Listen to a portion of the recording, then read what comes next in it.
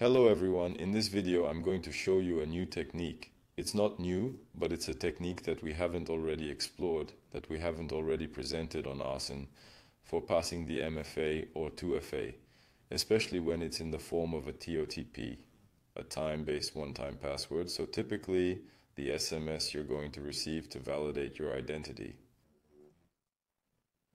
And so this type of attack is used a lot, often following a phishing attack, from which we've recovered identifiers, following a credential harvesting, or following, and sometimes both, it's sometimes combined, with a data leak which has enabled us to recover identifiers and a telephone number associated with these identifiers for the MFA part.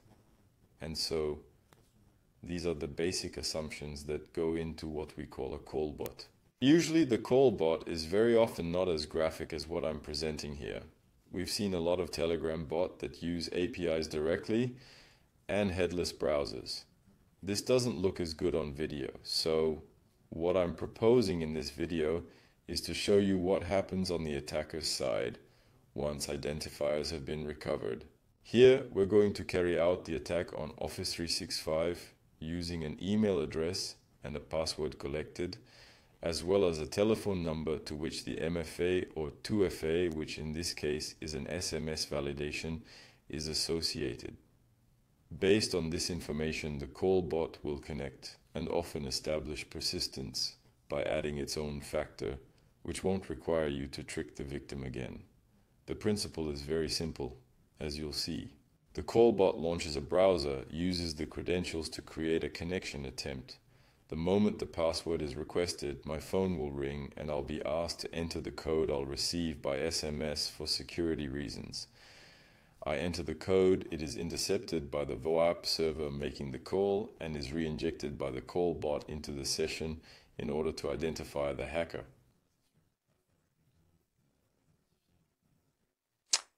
We're off. In the callbot, I entered the email address, password, and telephone number associated with the account to receive the SMS. We're off. So the browser launches, my phone rings, and I pick it up. And I'm asked for a number I've just received by SMS. And to enter it by pressing the hash key. I received 249602. I press the hash key and the callbot automatically enters it. And I'm connected.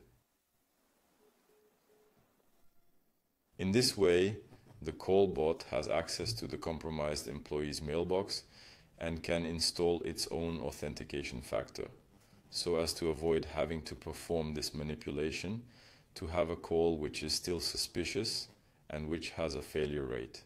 It's easy to see the hacker's manipulation.